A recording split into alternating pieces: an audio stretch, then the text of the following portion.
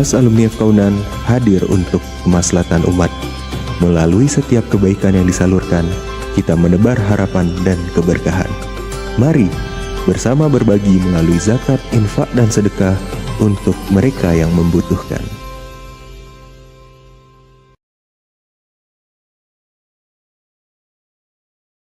Bismillahirrahmanirrahim.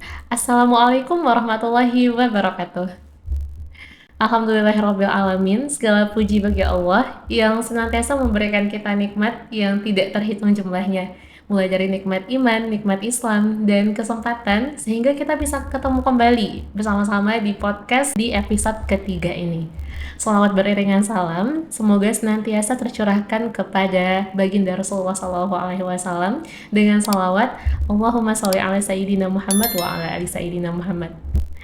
Sahabat pendengar dimanapun berada, perkenalkan saya Rahmadini Aulia, seorang alumni kedokteran UNAN yang pada hari ini akan menemani teman-teman sekalian untuk membahas podcast terkait dengan suatu topik yang sangat dekat nih sama kita sehari-hari.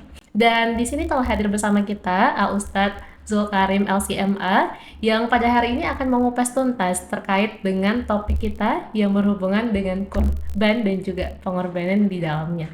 Oke, Masya Allah. Selamat sore Ustadz, bagaimana kabarnya pada hari ini Ustadz? Waalaikumsalam warahmatullahi wabarakatuh. Alhamdulillah, baik. Alhamdulillah. Nah, untuk sahabat semuanya, jadi pada hari ini kita akan membahas suatu topik yang sangat relevan dengan yang akan kita hadapi di beberapa hari ke depan, yaitu tentang ibadah kurban. Dan untuk topik dan tema kita pada hari ini adalah tentang prinsip kurban dan pengorbanan. Nah, untuk memulai podcast kita pada hari ini, Ustadz kira-kira apa sih yang membuat ibadah kurban ini begitu istimewa dan juga menjadi salah satu keutamaan, Ustadz? Baik.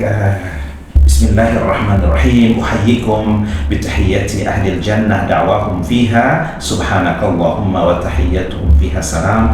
Assalamualaikum warahmatullahi wabarakatuh.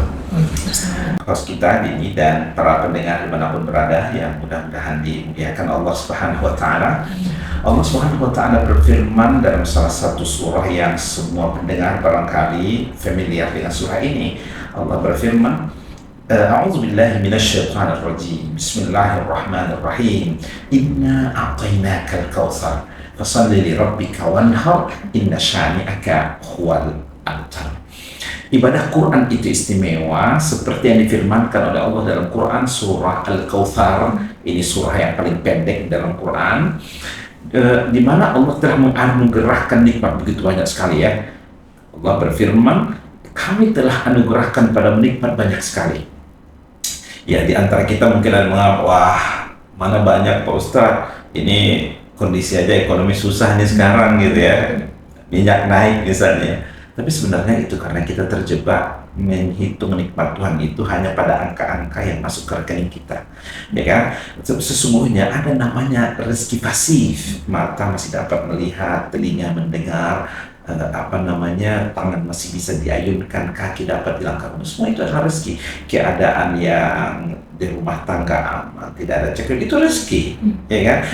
Nafas yang naik turun, kita tanya dia menjambil berapa tuh satu tabung oksigen. Kalau 24 jam kita bernafas, kira-kira butuh berapa tabung oksigen? Usia kita sekarang berapa tabung oksigen? Kalau kita disuruh membayar dan ada cost itu, kita nggak sanggup. Itu artinya nikmat Allah yang sangat luar biasa. Dari nikmat yang banyak luar biasa yang Allah anugerahkan itu pada kita, maka kita disuruh dua rekomendasi dalam hal ini, bukti syukur. Fashalli li rabbika wanhar, salatlah dan berkorbanlah.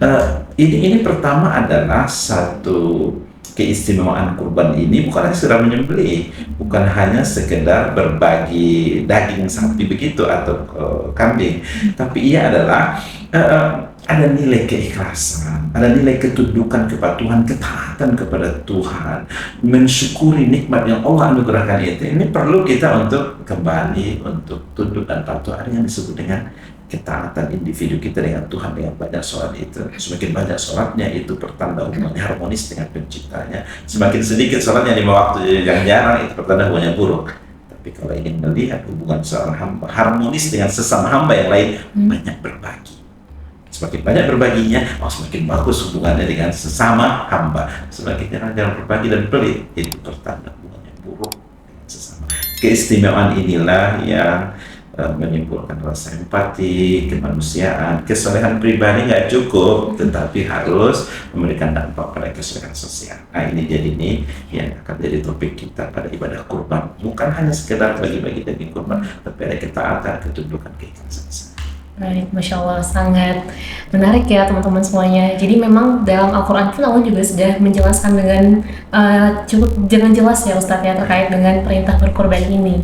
Nah Ustadz, kalau misalnya kita bahas dari pondasinya terlebih dahulu Ustadz, kita bahas dari segi maknanya, sebenarnya sih apa yang menjadi makna kurban itu Ustadz, secara bahasa dan juga secara harfiahnya? Baik, referensi utama tentang ibadah ini kan Al-Quran. Allah berfirman, "Fasalli li rabbika wanhar." Memang ada ulama yang berkata wanhar di sini itu adalah akikah, tapi memang mayoritas menyebutkan berkorbanlah, ya kan?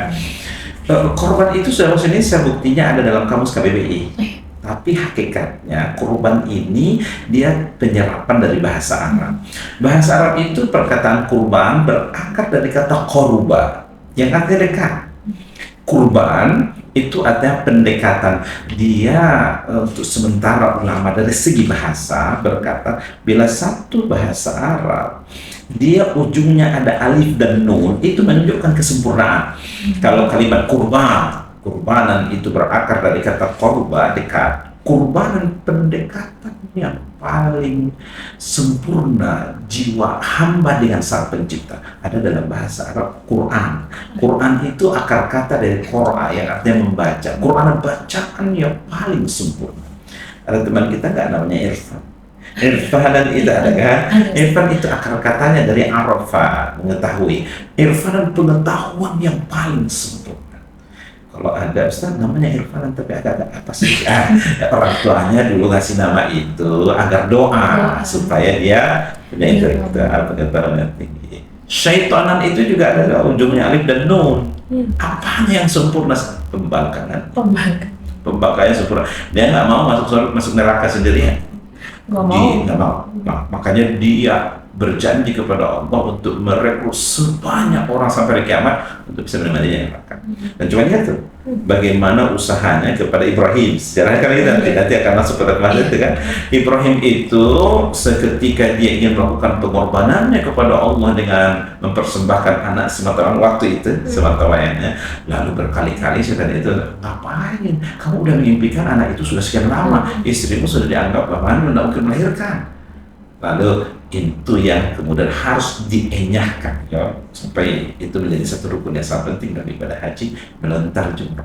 Itu mengingatkan kita tentang untuk mendapatkan satu kemuliaan itu perlu berkorban, dan berkorban itu memang banyak tantangan dan itu perlu harus kita singkirkan untuk satu pendekatan jiwa yang sempurna. Masya Allah. Jadi memang kalau kita lihat secara bahasanya, kurban itu adalah suatu pengorbanan yang paling berkorban begitu ya Ustaz? Iya, untuk pendekatan sama terhadap ceritanya. Masya Allah. Nah Ustaz, tadi Ustaz juga sempat menyinggung sedikit tentang sejarahnya begitu. Nah kalau kita tarik lagi loh Ustaz ke masa lalu sebagai pembelajaran bagi kita, kira-kira bagaimana sih Ustaz awalnya kurban ini bisa menjadi suatu perintah begitu?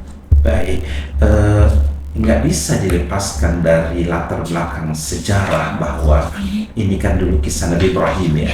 Nabi Ibrahim ini dia begini, dia itu adalah bapaknya para nabi dan Rasul. Kenapa disebut bapaknya para nabi?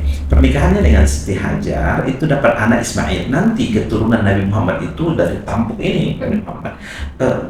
Akhirnya yang sudah duluan menikah dengan Siti Sarah itu juga dapat anak akhirnya. Walaupun sudah diklaim dia mandul berpuluh-puluh tahun, kalau Allah berkehendak nggak ada yang bisa menghalangi. Dapat anak dengan itu, anak namanya Ishak. Dari Ishak itu keturunannya nabi-nabi dari Bani Israel, Yakub, Yusuf, Ayub, Nabi Isa, Musa, ini semua dari saudara ini. Makanya Nabi Ibrahim itu diistilahkan sebagai bapaknya para nabi dan Rasul. Dan ajaran yang dibawa oleh baginda Nabi Muhammad SAW itu banyak sekali referensinya dari apa yang dulu pernah dialami oleh Nabi Ibrahim, termasuk diantaranya kurban ini ya. Kurban ini bagaimana misalnya biasa ini disebutkan dalam Al-Quran itu Ibrahim dan keluarganya itu sebagai uswah teladan.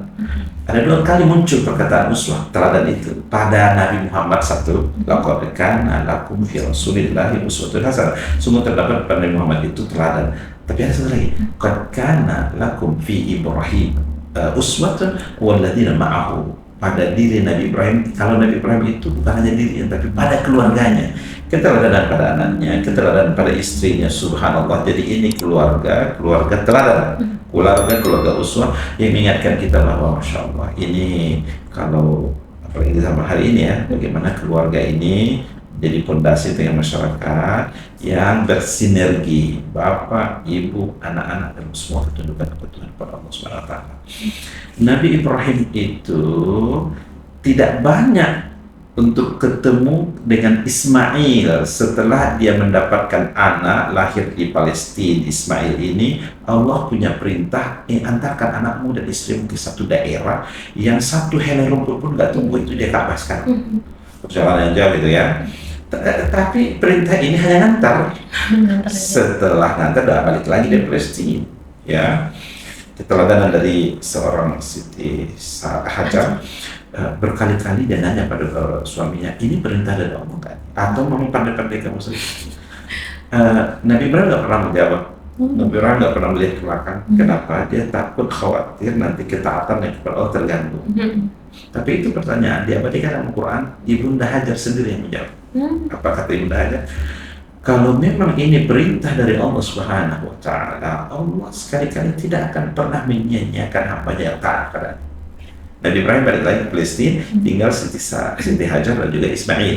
Pertama sekali problem yang muncul adalah air yang kurang, air minum yang kurang. Lalu kemudian harus berusaha. Ibu yang baru melahirkan berapa lagi kekuatan tenaga berusaha mencari air. Alhamdulillah sudah bukan 1-2 kali. Itu juga sekaligus menjadi satu ibadah yang sangat penting ya, juga sa'i safa marwah itu ya. Walaupun nggak ketemu air tapi ada harapan sehingga itu mengejar berlari kecil. Lalu akhirnya Allah Subhanahu wa Ta'ala memberikan anugerah namanya air Zam-Zam di dekat Ka'bah itu.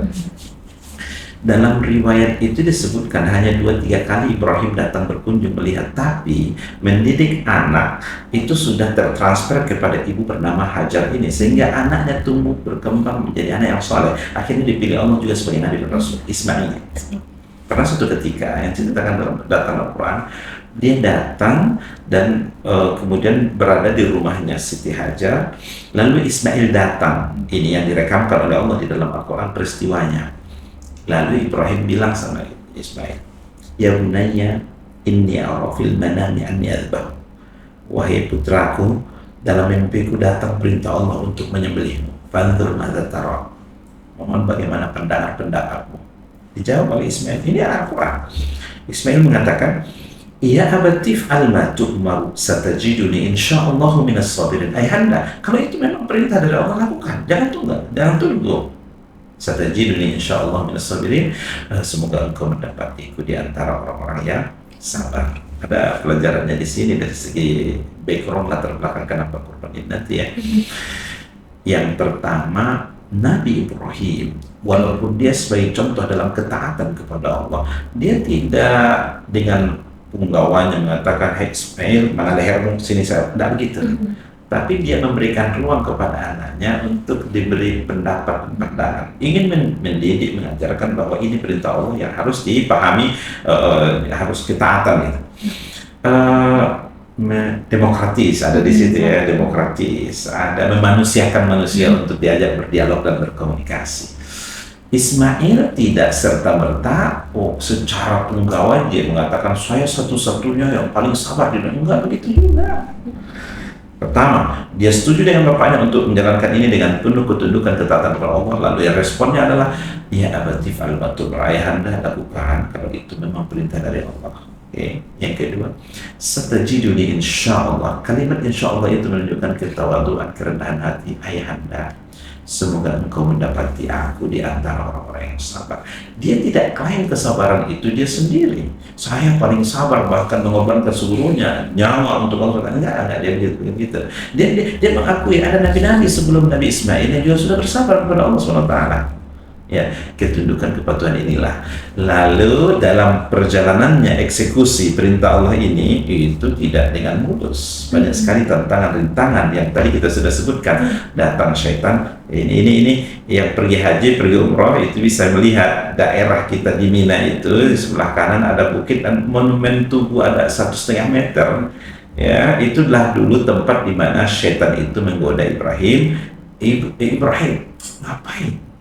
Ini kamu berbuat konyol, menyembelih putra yang sudah engkau impikan berpuluh-puluh tahun. Bahkan dengan berbagai pola dan cara. Jangan lupa ya, syaitan itu dia sekali-kali nggak pernah pesimis, nggak bisa sekarang nanti, nggak bisa nanti, besok lusa, berbagai macam cara. Makanya setiap kali usaha itu dilakukan oleh syaitan, Ibrahim juga mengambil kuda-kuda melemparinya, sehingga itu yang menjadi rukun yang sangat penting dalam ibadah haji melontar jumroh. Tanggal 10 adalah jumroh akabah, 11, 12, 13 Zulhijjah, 3 kali, 7 kali jumrohul ula, 7 kali jumrohul wusta, dan 7 kali jumroh al-aqabah. Ini menjadi luar biasa. Walaupun pada akhirnya nanti hikmah dari kisah ini, Nabi Ibrahim ternyata Allah buat kejutan bahwa tidak menyembelih putranya Ismail, tetapi digantikan oleh Allah Subhanahu wa taala dengan domba, dengan kambing. Subhanallah. Ini ketaatan ketundukan dapat terlihat keteladanan pada anaknya, pada dirinya Ibrahim dan pada ini semua. Dan kita juga menjadikan pelajaran bahwa untuk menghalangi kita dalam ketundukan kepatuhan, kedekatan kepada Allah banyak sekali, dan itu akan terus menerus sampai hari kiamat karena syaitan musuhnya nyata. Kita singkirkan itu supaya dapat kemuliaan. Masya Allah, ternyata sangat banyak ya Ustadz pelajaran dan juga hikmah yang bisa kita ambil dari sejarah di masa lalu, terutama memang dari para nabi dan keluarga nabi, teman-teman. Mulai dari tadi pengorbanannya, kemudian bagaimana keikhlasannya, tawadunya, dan bagaimana ternyata kita bisa untuk mengkorelasikan makna dari pengorbanan itu ke dunia kita sekarang dan juga ke aktivitas kita sehari-hari ya Ustadz ya. Dan juga tentang bagaimana kita bisa melakukan suatu pengorbanan juga, dan apa sih esensinya yang akan menjadikan kita sebagai seorang hamba yang tunduk kepada Allah pastinya. Nah Ustadz, di saat ini kita kan tadi sudah mengetahui bahwasanya memang esensi dari kurbannya itu bukan semata-mata hanya dari daging ataupun sapi ataupun hewannya itu sendiri, tapi adalah tentang bentuk ketakwaan kita kepada Allah Ustadz. Nah, jadi bagaimana kira-kira caranya Ustadz agar ketika kita berkorban itu yang kita lakukan benar-benar ikhlas, bukan hanya mengharapkan sesuatu atau mungkin yang berhubungan dengan dunia saja begitu Ustadz? Baik,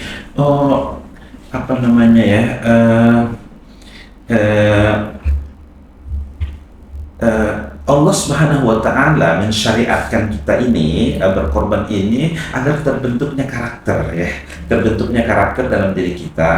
Yang pertama ketundukan kepada Allah Subhanahu wa taala, dan itu memang semestinya yang disebut secara hablum minallah itu ya. Tetapi juga tidak hanya cukup dengan itu, kita juga harus memiliki hubungan yang erat, hubungan yang bagus dengan sesama, yang itulah yang disebut dengan hablum minan nas. Bagusnya hubungan dengan Allah secara vertikal dan secara horizontal kepada sesama manusia, inilah yang disebut dengan kesolehan individu dan kesolehan sosial. Ada kebahagiaan tersendiri kalau kita bisa bantu orang. Masya Allah ya, ada kebahagiaan gitu. Kita punya banyak masalah, kita punya pasti manusia hidup pasti banyak masalah, tapi lega rasanya ketika kita bisa membantu orang lain itu yang mungkin kelaparan dan berbagi tadi itu, masalah-masalah kita secara otomatis juga bisa hilang satu persatu. Kenapa? Karena kadang-kala ketenangan itu muncul dari sifat kemanusiaan kita yang mungkin Allah Subhanahu wa taala mengarahkan jiwa kita untuk membantu. Lalu kemudian masalah-masalah kita dengan otomatis terbantu dengan hal demikian itu. Mungkin Dini pernah membaca seorang tokoh namanya Timothy yang suka Masya Allah. Ini ada apa katanya? Saya punya kebahagiaan yang gak bisa digambarkan ketika saya bisa melepaskan masalah itu orang itu dari masalahnya gitu. Bangun pagi yang kebayang sama dia adalah siapa yang akan saya bantu hari ini. Berusaha sungguh-sungguh untuk mendapatkan rezeki atau mendapatkan harta, tapi orientasinya luar biasa indahnya ya, untuk membahagiakan lebih banyak orang lagi. Masya Allah. Kalau ini yang menjadi motivasi kita dalam ikut berkorban, berpartisipasi dalam memberi ini, Nabi Muhammad bersabda begini, sebaik-baik kalian adalah yang paling tinggi manfaatnya terhadap orang lain. Ya, makanya tadi pengorban nampaknya begini Dini, tidak ada di dunia ini satu kemuliaan tanpa ada pengorbanan. Nggak ada. Apa contohnya? Orang tua kakek nenek moyang kita, mereka dulu berkorban, biarlah saya hidup bergerilya di antara semua kesenangan sesaat waktu itu, mereka hindarkan semua agar anak cucu saya nanti hidup dalam kemerdekaan, tidak menderita dalam penjajahan seperti yang kami derita. Pasti ini Bapak. Ada orang yang dia korbankan kali itu kan memang waktunya, kehidupannya, kesenangannya dia korbankan. Oh, ada orang itu yang mengorbankan mengorbankan hartanya, mengorbankan waktunya untuk mendapatkan hidayah. Saya perlu waktu untuk mendengarkan pengajian misalnya, itu kan waktu yang dikorbankan. Ada juga orang yang korban perasaan. Masya Allah. Ada juga perasaan. Iya. Atau gini. Sebenarnya kalau saya tersinggung dengan ucapan dia itu, saya bisa marah. Saya punya kesempatan untuk memarahi dia, tapi nggak pagi. Akhirnya saya bersabar. Korban perasaan yang mengambil sikap sabar, apa yang akan dapat? Kemuliaan. Kemuliaan. Orang akan berkomentar, wah bijak ya Bapak. Tapi kalau dia balas lagi terjadi perkelahian, terjadi percekcokan, yang terjadi apa? Dia bisa memenangkan pertarungan itu mungkin, tapi orang Indonesia akan berkata, wah, udah besar-besar masih berkelahi. Udah sarjana masuk berkelahi, udah pendidikan rendah jadinya, hina. Itu dimanapun teorinya. Kali ini kita mendapatkan pengajaran yang dikorbankan oleh Ibrahim itu apa? Nyawa. Anak sematayang waktu itu ya, sematayang yang sudah diimpikan dari sekian lama. Jadi para ulama berkata begini, semakin tinggi nilai yang dikorbankan, itu menunjukkan semakin tingginya kualitas pengorbanan seorang hamba itu yang gitu. Sekali lagi, semakin tinggi nilai yang dikorbankan, maka semakin tinggi kualitas pengorbanan pendekatan seorang hamba dengan penciptanya. Jadi semoga kiranya mengkarakter ini ya. Jadi pada mulanya mungkin ya manusia itu begini, kata Allah, kalau diberi dia nikmat dia nggak mau kikir dia. Ya, tapi kalau diberi dia sesuatu yang ini berkeluh kesah, ya kan? Tabiatnya manusia, cuma kalau dia mampu untuk melawan itu, awalnya mungkin terpaksa, lalu terbiasa, lalu karena sudah terbiasa untuk berbagi, terbiasa untuk ikut berkorban setiap tahun, maka yang terjadi adalah menjadi kebiasaan. Menjadi kebiasaan inilah yang dalam bahasa disebut dengan habit, karakter. Ya kan, nggak lucu kalau Mbak ini hobinya apa? Oh, saya hobinya makan kebab Turki. Udah berapa kali makan kebab Turki asli? Belum, masih lihat di YouTube. Belum dikatakan hobi, ya kan? Mas, apa hobinya Mas? Jalan ke luar negeri. Udah berapa negara yang lewati? Belum pernah bayar tiket untuk jalan ke Malaysia, itu pun di internet gitu ya. Belum disebut sebagai habit. Habit itu satu perbuatan yang dilakukan berulang-ulang sehingga mendarah daging, mengkarakter. Para pemirsa sekalian dimanapun berada, bahwa berbagi ini itu memang harus kita diawali dengan mungkin keterpaksaan. Wah, pengeluaran ya pasukan kita sekian pengeluaran, tapi yakinlah bahwa ketenangan ada di sana, dan insya Allah Subhanahu Wa Taala akan memunculkan lebih banyak. Ini mungkin pernah dengar tokoh namanya Yusuf Hamka, dia bilang begini, saya bercita-cita untuk bersedekah setiap hari sekian. Itu artinya apa? Saya sedang menyentuh langit supaya Allah memberikan penghasilan saya lebih dari yang saya. Gimana saya akan bersedekah 1 juta satu hari kalau pendapatan saya nggak nyampe 1 juta? Maka oleh karena itu saya sedang menyentuh pintu langit. Sekalian merayu Allah begitu ya Ustaz ya. Masya Allah, banyak sekali ya teman-teman pelajaran yang kita dapatkan hari ini. Mulai dari tadi, sebaik-baik manusia adalah manusia yang bermanfaat bagi sesamanya Ustaz ya. Khairun nas anfa'uhum linnas. Kemudian juga tadi ternyata teman-teman dari hal-hal yang kita lakukan itu, jika memang orientasi kita adalah untuk bagaimana mencari ketenangan dan juga kebahagiaan yang bersifat dunia ataupun akhirat itu, insya Allah Allah akan mudahkan pastinya. Dan juga tadi salah satu hal yang paling di highlight dari yang Ustaz sampaikan adalah ternyata kehidupan kita itu basicnya adalah adalah pengorbanan ya Ustadz ya. Semua orang bisa berkorban dengan cara dan metodenya masing-masing gitu. Tidak hanya dari segi harta, tapi juga dari segi waktu, dari segi pengorbanan lainnya, atau mungkin tadi juga sempat kita bahas tentang pengorbanan perasaan juga ya Ustadz. Dan ternyata memang pengorbanan itu tidak langsung pastinya untuk bisa terbiasa ya Ustadz ya. Kalau kita tidak mengulang-ulang jadi suatu kebiasaan kita yang akan terotomatisasi nantinya gitu. Dan juga pastinya ini dalam rangka ya memenuhi kewajiban kita juga dan juga peran kita sebagai seorang hamba, dan kita mengetuk jalur langit dan juga meraih Allah dalam mendapatkan apa yang kita inginkan dan juga kita butuhkan di dunia pastinya. Nah Ustadz, izin Ustadz, selanjutnya kita bakal membahas terkait dengan ULAS FK UNAN ini sendiri Ustadz, dimana salah satu misi dari ULAS FK UNAN adalah untuk melakukan dan menyalurkan kurban ke pelosok. Nah Ustadz, terkait ini kira-kira mengapa untuk menyalurkan kurban ke pelosok itu adalah suatu hal yang penting? Bagus sekali. Saudara Dini dan juga para pendengar, pemirsa sekalian, berkurban adalah sesuatu yang sangat mulia. Lalu ada program dari LAS FK UNAN untuk menyalurkan, mendistribusikan daging kurban ini ke daerah pelosok ya. Teorinya begini, dan itu sekarang sudah mendunia sebenarnya.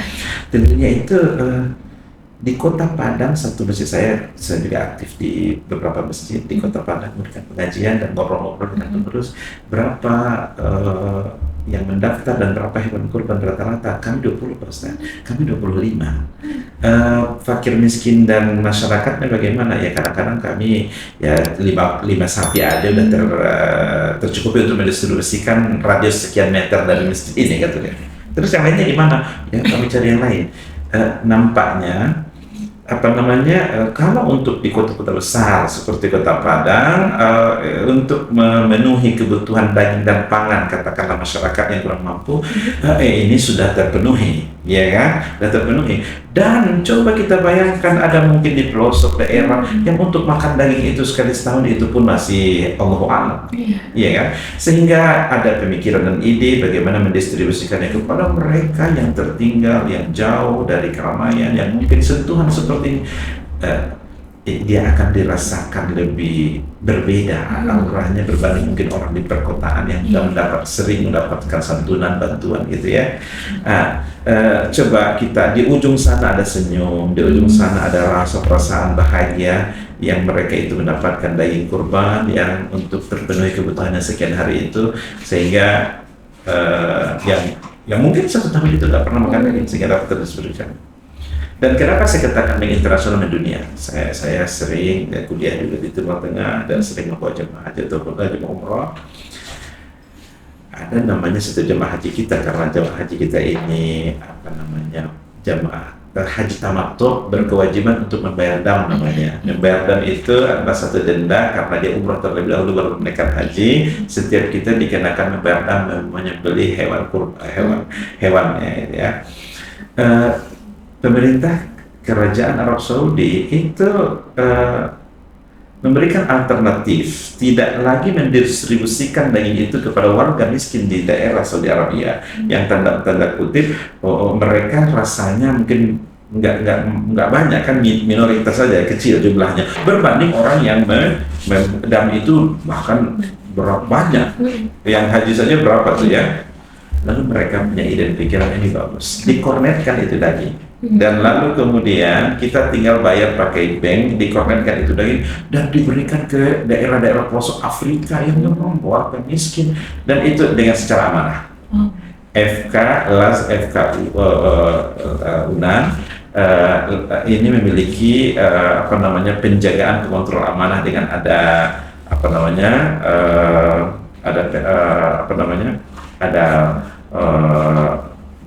penasihat syar'inya mengontrol perjalanan mereka untuk dalam setiap kegiatan sesuai dengan apa yang diarahkan oleh Allah Rasul ya. Jadi ini menunjukkan keamanahan mereka tentu sangat dituntut, dan insya Allah perjalanan pengelolaan dari LAS FK UNAN luar biasa bagus dari waktu ke waktu, dan dapat terpercaya dan dapat ditanyakan langsung, dan bahkan bisa secara online juga ya, ini secara amanah, insya Allah tersalurkan sampai ke pelosok, dan kebahagiaan mereka dan senyum itu secara update untuk dapat diberikan kepada para yang ikut dalam peserta kurban. Dan ini adalah suatu terobosan yang memang patut untuk dikembangkan. Justru memang lebih orientasi itu ke daerah pelosok, karena untuk daerah perkotaan kita maklumi mereka adalah sudah banyak, dan justru ke daerah-daerah inilah yang keberadaan LAS FK dan ini menjadi eksistensinya dirasakan oleh mereka di daerah. Memang kalau kita berbicara tentang kebermanfaatan, kita juga harus memastikan begitu ya Ustadz ya, untuk kebermanfaatan itu bisa menyebar dengan luas, rata gitu. Karena memang ketika kita melihat salah satu masalah di negeri kita itu memang tentang ketidakmerataan. Sampai ternyata ketika kita lihat adalah sampai ke kurbannya juga kurang merata begitu ya Ustadz ya. Dan memang salah satu tantangan kita tidak hanya dari segi jarak Ustadz, tapi dari segi medan tempuhnya, kemudian dari segi sumber daya manusianya, dan juga mekanisme, dan juga banyak hal lagi yang terkait dengan teknis dan juga lapangannya Ustaz.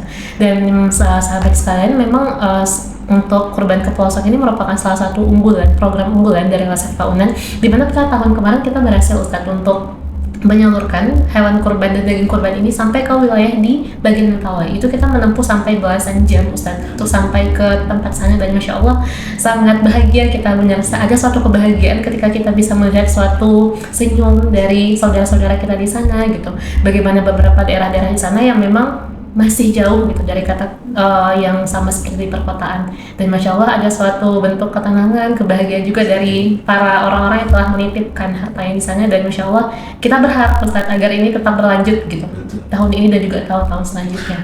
Ada satu pengalaman ini, satu daerah tertentu saya mendengarkan langsung di satu jorong itu, mereka adalah sudah hampir dua hari sebelum hari kurban Idul Adha itu baru 5 orang untuk mendapat satu sapi saja nggak tercukupi. Bahkan ada yang kata mereka sebenarnya harus bubar harus bubar pergi ke kampung yang lain gitu ya. Sementara kalau di kota-kota besar seperti ini untuk 20 sapi, 30 ekor sapi itu dengan enteng cepat sekali, bahkan satu keluarga itu adalah dengan satu sapi gitu ya.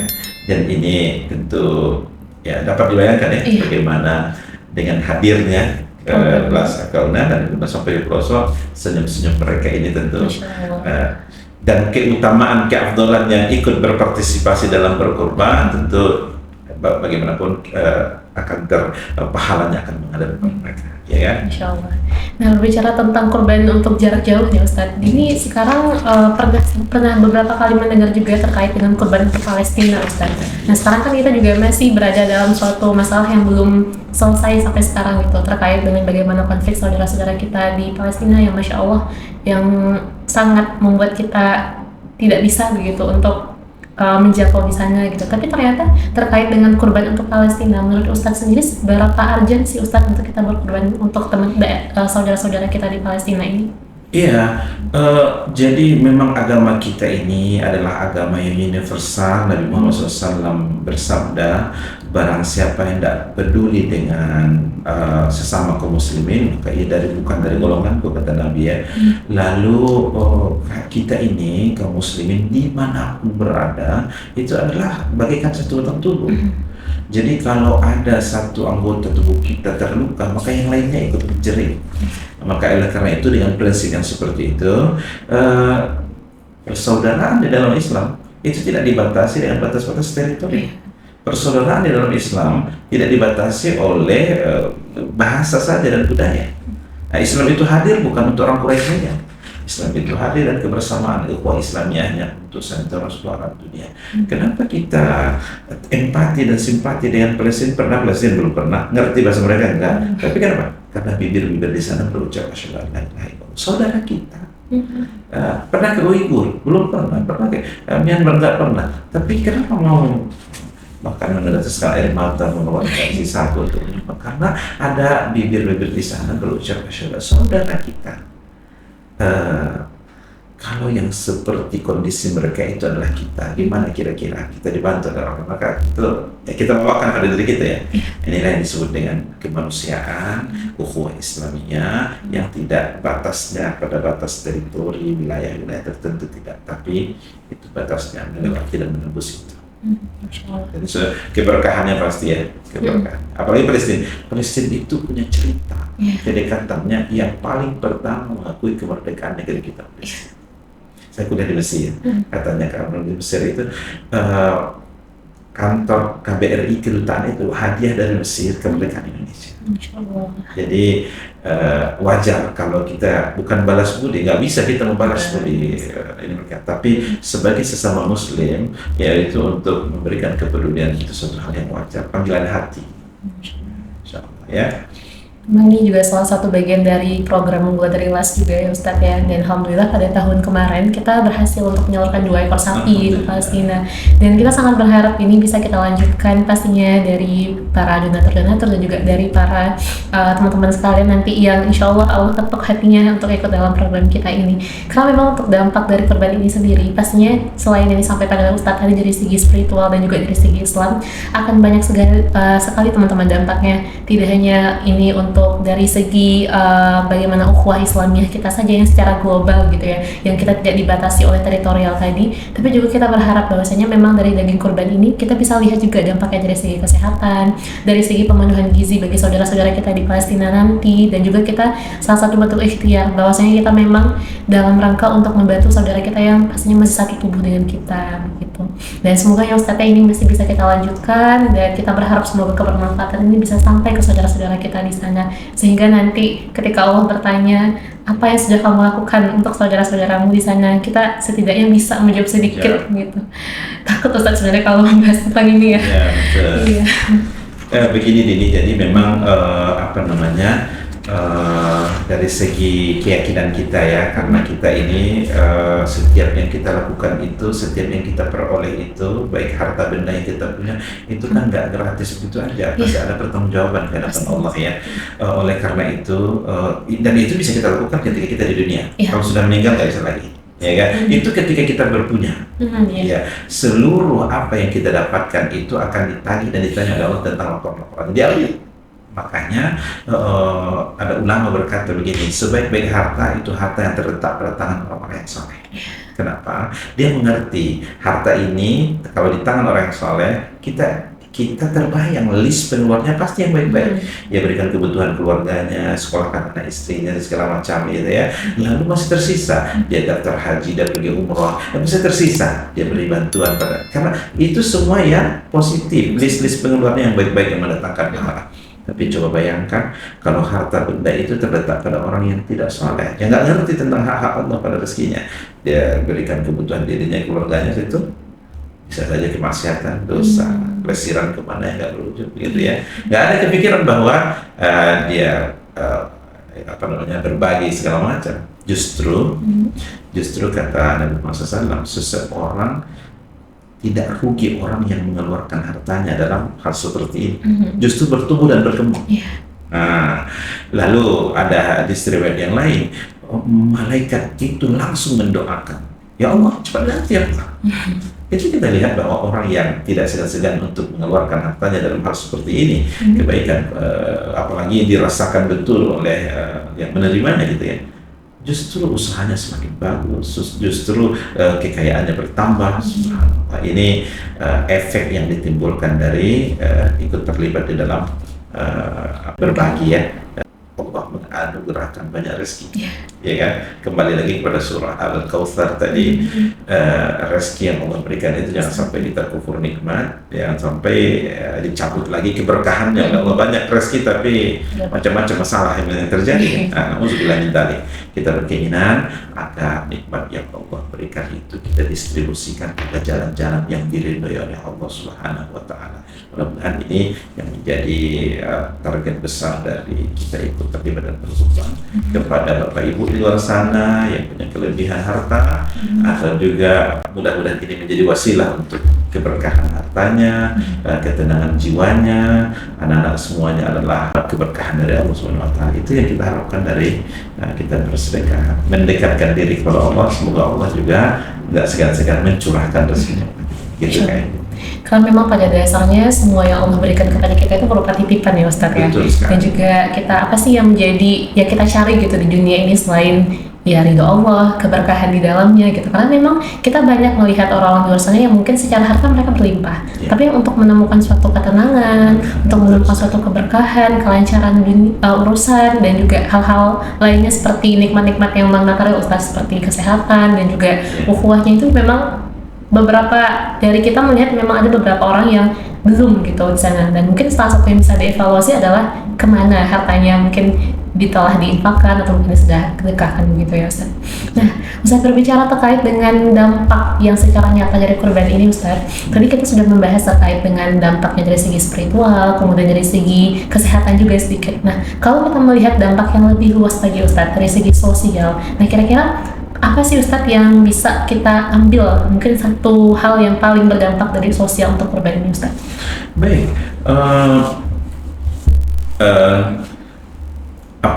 dengan secara ekonomi pastilah ya, secara ekonomi karena terdistribusikan, yang tidak mampu bisa disubsidi ya itu ya. Tadi kita sudah berbicara panjang lebar, kalau ke daerah itu mungkin sulit untuk pemenuhan ini, sehingga kemudian ada datang dari kita ini dari Las FKUNAN itu terobosan yang luar biasa secara ekonomi juga tumbuh dan berkembang, kemudian juga kepedulian ya untuk terjadinya dia kan begini ya, miskin dan kaya itu adalah satu takdir Tuhan ya. Kita tidak nafikan bahwa itu pilihannya miskin, enggak. Ada orang yang bekerja berusaha tapi memang dapatnya segitu, karena terkait dengan rezeki ini Allah lebihkan pada seorang bagi siapa yang kehendaki, pada kurang pada tempat yang lain pada kurang.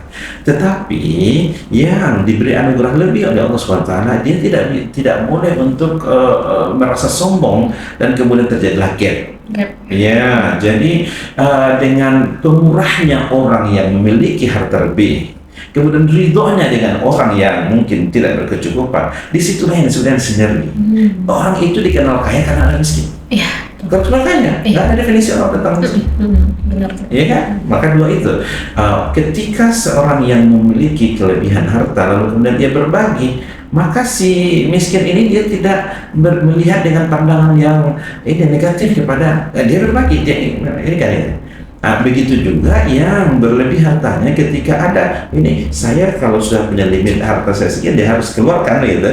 Dia ada hak mereka fakir miskin di harta saya.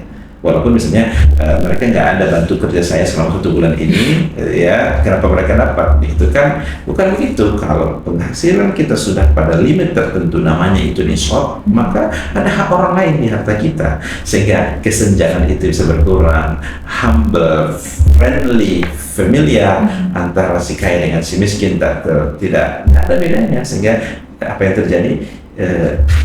Mengurangi kriminalitas masyarakat, rasa dia ini kok dia punya kepedulian kepada kita kok, justru adalah mereka akan menjaga, ikut serta untuk menjaga harta yang kita miliki, mendoakan ya, sehingga kesejahteraan itu terbagi rata, kemudian juga saling kemanusiaannya juga saling persaudaraan, persatuannya saling menjaga satu sama lain. Karena apa? Yang kaya itu dia punya kepedulian, yang miskin dia juga adalah merasa dia punya persaudaraan dengan yang kaya karena akan mendistribusikan juga sebagian dari hartanya. Nah, perasaan yang seperti inilah yang kita ingin tularkan semakin banyak ya, turun ke Veloso, ke sehingga ya, kita nggak tahu apakah keberhasilan kita, rezeki kita, mungkin doa-doa dari mereka yang mungkin duafa, yang mungkin mereka punya keterbatasan harta, gitu kira-kira. Jadi memang dari segi aspek ya Ustadz ya, untuk manfaat dari kurban ini kita rasakan bersama teman-teman semuanya. Ternyata tidak hanya bagaimana hablum minan nas ya, tidak hanya hablum min Allah, tapi juga sangat banyak hablum minan nas yang bisa kita petik hikmah dan juga pelajarannya dari kurban ini. Dan pastinya memang teman-teman sekalian, terkait dengan kurban ini saking banyaknya memang manfaat yang bisa kita dapatkan dari kurban ini. sehingga Allah langsung mengatakan dalam Al-Quran terkait dengan kurban ini. Masya Allah. Nah, setelah kita berbicara panjang terkait dengan kurban ini, sekarang izinkan saya untuk menyampaikan sesuatu yang sedikit personal ya, terkait dengan LAS FK UNAN. Nah, sebagai bagian dari LAS FK UNAN, di sini saya menyaksikan sendiri bagaimana sistem kurban di LAS ini memang insya Allah kita menggunakan sistem yang transparan, dan kita juga memastikan bahwasanya memang setiap kurban dari para donatur itu sampai ke orang yang benar-benar membutuhkan dengan sistem yang kita atur. Dan di sini juga jika teman-teman sekalian nantinya ingin berkurban, silahkan langsung saja untuk menghubungi bagian dari kontak kelas alumni FK UNAN, dan pastinya akan kita arahkan nanti terkait dengan paket-paketannya dan juga hal-hal yang bisa kita arahkan terkait dengan informasinya, begitu ya Ustadz. Dan ya di sini terkait dengan kurban ini kira-kira bagaimana Ustadz dari sisi kaidahnya dan juga dari sisi manfaatnya itu, apakah ada sesuatu hal yang ingin Ustadz sampaikan mungkin terakhir Ustadz dari segi podcast kita hari ini? Ya, baik Bapak Ibu para pendengar dimanapun berada yang mudah-mudahan dimuliakan Allah Subhanahu Wa Taala. Sekarang ada lembaga yang secara resmi dan dapat teraudit dengan rapi, kinerjanya tidak sulit kita untuk melihat dan membaca dengan secara transparan, bisa ditelusuri perjalanannya, kiprahnya gitu ya, dan insya Allah terpercaya, dan memiliki program yang sangat mendesain program ini bukan hanya berdiri sendiri begitu, tapi mengkonsultasikannya kepada pakar-pakar. Ada Dewan Syariah yang mendampingi dan para ahli dari profesor juga ya, yang menjadi mendampingi para ustadz-ustadz kita yang secara keilmuan memiliki memiliki keilmuan dalam hal yang terkait ini, sehingga memunculkan program itu tidak dadakan. Memunculkan program itu tidak, tapi memang dari studi dan analisa, sehingga tadi yang seperti ini sampaikan bahwa LAS FK UNAN punya program menyalurkan korban ke pelosok, ke Palestina. Itu semua kan ada kajian yang dilihat bahwa itu memiliki dampak yang positif, dan mungkin tidak semua orang bisa menjangkaunya gitu ya. Dan sebagaimana biasa kita untuk satu sapi bisa sharing dengan 7 bagian ya, dengan 7 bagian ya, kambing bisa 1 kambing untuk 1 bagian. Ini semuanya kalau bisa lebih lanjut, mungkin detail teknisnya menghubungi kontak person yang ada di LAS gitu ya. Dan pengalaman dari yang sebelumnya, dari apa yang kita dapatkan informasinya, ini adalah dapat dipastikan dilakukan dengan secara amanah, dilakukan dengan secara kajian, sehingga baik yang mendistribusikannya, hewan kurbannya, pilihan-pilihan hewannya adalah yang terbaik, karena ini adalah terkait dengan ibadah, dan tentunya para yang jadi yang berkorban juga berharap ini kan sesuai dengan syariat ya, sesuai dengan sunnahnya, dan hewan yang dikorbankan juga adalah hewan pilihan yang terbaik, sehingga ini dapat dirasakan sampai kepada masyarakat yang dibutuhkan, dan pahalanya juga insya Allah sampai kepada yang ikut serta dalam berkorban. Itu barangkali yang dapat saya ulas dari LAS FK UNAN. Masya Allah. Baik, rekan sekalian, kalau kita ringkas untuk podcast kita pada hari ini ya, jadi untuk korban ini itu makna awalnya adalah bagaimana kita bisa mendekatkan diri kepada Allah, kemudian bagaimana kita melatih keikhlasan dan juga pengorbanan kita sehari-hari tentunya dalam kehidupan kita, tidak cuma dari aspek yang 1 tahun, even 1 tahun sekali ini aja ya pastinya. Dan juga kita bisa melihat bahwasanya memang kebermanfaatan yang kita bisa berikan dari korban ini tidak hanya ternyata kepada orang-orang di sekitar kita, tapi juga kepada saudara-saudara kita di pelosok, dan juga kepada saudara-saudara kita yang di Palestina begitu. Dan juga ternyata kebermanfaatan kurban ini tidak hanya dari segi syariat saja, tapi juga dari segi ekonomi, gizi, kesehatan, dan juga dampak hablum minan nas dan bagaimana sosial kita pastinya begitu. Dan tidak terasa kita sudah sampai di segmen akhir dari podcast kita pada episode kali ini. Syukran jazakallahu khair Ustadz atas ilmunya dan juga atas semua yang disampaikan kepada kita. Itu juga sebagai suatu pengingat ya bagi diri kita masing-masing, dan juga bagi dini banyak sekali ilmu yang bisa didapatkan tadi Ustadz. Syukran. Dan untuk teman-teman semuanya jangan ragu untuk menghubungi Las Alumni of Kaunan untuk terkait dengan event kurban kita pada tahun ini. Mungkin terakhir kita cukupkan dulu untuk podcast pada episode kali ini. Saya Dini sebagai host yang memandu podcast kita, mohon maaf apabila terdapat kekurangan ataupun kesalahan dalam episode kita pada hari ini. Terakhir saya tutup, wabillahi taufiq wal hidayah. Wassalamualaikum warahmatullahi wabarakatuh. Waalaikumsalam.